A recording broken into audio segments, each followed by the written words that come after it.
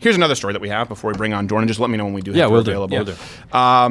There was another murder that happened that you may not have heard about yesterday. This one makes me mad. Yeah, this one is a piss off. Since everything is being seen through the prism of race and through the prism of guilt and vilification with officers out there, and the idea, of course, that they're out hunting young black males and that there are no ramifications for people. There are no ramifications for white people, right, who kill black people. That's what we're often hearing right now, particularly white officers.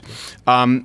We do know, we'll talk about this a little bit more, obviously, the interracial crime is something that needs to be discussed. And it needs to be discussed honestly and accurately, and that means looking at the data. And the data is pretty clear that black Americans right now are 10 times more likely to commit violence against white Americans than vice versa.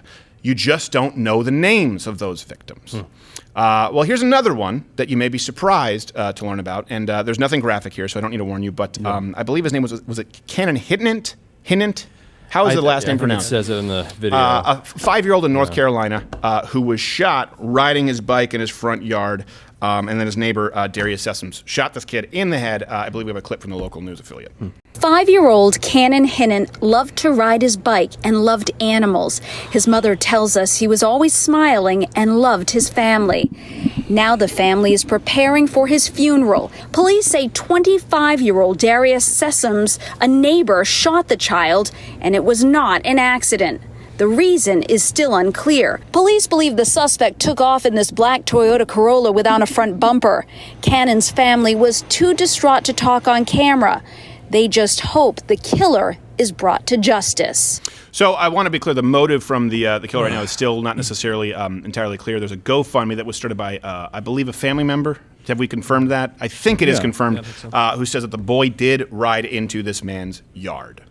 And earlier not really they said that he came over, the killer came over to their house the day before. So they knew each other, and it's like... Now, did he come over to complain about the kid riding his bicycle? I don't know. They said for dinner. They said for dinner. Yeah. For dinner. Yeah. So do we have any... Was this just a case of mistaken identity where he thought it was someone else riding a bicycle on his lawn who he had the right to shoot? And by the way, I'm all for property rights, and I understand that sometimes mistakes are made if there's a threat. But this is a scenario where, again, we have to wait for some context. A 5-year-old on a bicycle... I don't know how you make that mistake. I can't think of a context where that makes sense. No, I can't think of a context where it makes sense. And the police right now haven't thought of a context where that makes sense. Because at this point, I believe that actually there are charges that have been brought. And you were the one who found this story, Reg, right? Yeah, no, I just saw it floating around Twitter, and you just think... The bizarre thing about it is it's not being reported on by any major outlets. Right. MSNBC, ABC, I think we actually have an overlay there for people to see. We have MSNBC, CNN, NBC, Washington Post, ABC, when this story had happened, and not a single one covered it. Yeah, we went through and just, I checked them this morning just to see if anyone had covered it, and just nothing. Right. So, I mean, you just think if the races were reversed, the headline, 5-year-old black boy riding his bike, playing with his sisters, and his white neighbor comes out and shoots him in the head, it would be all we would hear about for months. Right. And there would be no wait for a context or anything. Right, no, exactly. Even if charges were brought, by the way. That's when it doesn't really matter because there were charges brought against Officer Chauvin pretty damn quickly. And then they upped the charges, and it still wasn't enough. And in this case... We're just seeing it reversed. And it really is remarkable that you're not seeing this story anywhere. I'm not saying it's indicative of all crime going on in this country, but when you look at this and the media is not covering this, let me ask you, have you ever heard the media, when they talk about officers, right, police officers and police brutality, have they ever told you that you're actually more likely to be shot by a cop if you're white? Have they ever told you that there's a higher percentage of police officers who are minority than the general population? Have they ever told you that more likely to use force against a minority perpetrator is a minority officer? Have they ever told you that there's a 10 times the rate of black on white crime versus white on black crime? Have they ever told you that the number one cause of death for young black men under the age of 44 is homicide? Have they ever told you that an officer is 18 times more likely to be shot by a young black male than vice versa? Now, you can look at this through the prism of race and melanin, as someone like Nick Cannon does, which basically is just a form of genetic supremacy, or you can look at this and say, there is something very broken right now in our culture with broken people, black and white. Now, it is black and white. People are broken, but people are broken in different ways in different communities. And we've talked about that with a 70% fatherless household right now in black American households. That's a real problem.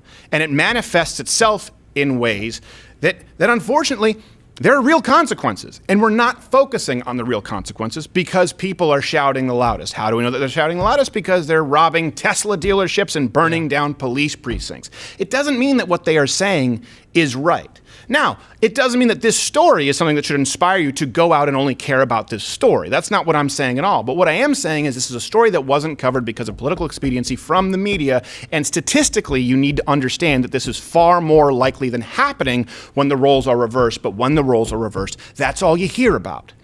And that's why I think it's important for every American out there to assume that there is no unbiased journalism, to assume that you're getting a spin. And you have to do your due diligence, because how does no one? I mean, this is freaking catnip for fear-mongering media.